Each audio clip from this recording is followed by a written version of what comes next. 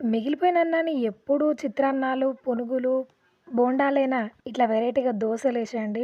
Taste మాత్రం సూపరుంటదనమాట. ఉప్మా రవ్వ, గోధుమ రవ్వ అంటారు గదా! దాన్ని ఒక్క గ్లాస్ తీసుకొని ఒక హాఫ్ అన్ అవర్‌కి పైగా నానబెట్టండి. ఇట్లా సాఫ్ట్‌గా నానాలనమాట.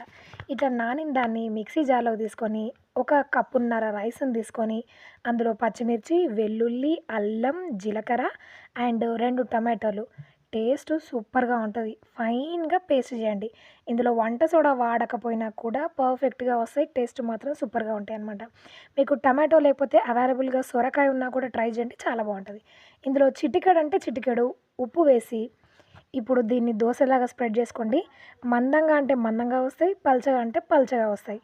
ఇట్లా వేసుకొని చట్నీ లేకపోయినా కూడా డైరెక్ట్‌గా అట్లలాగా తినేసేయొచ్చనమాట. ఐడియా నచ్చితే లైక్ చేయండి, షేర్ చేయండి, సబ్స్క్రైబ్ అవ్వండి. Thanks for watching. జై శ్రీరామ్.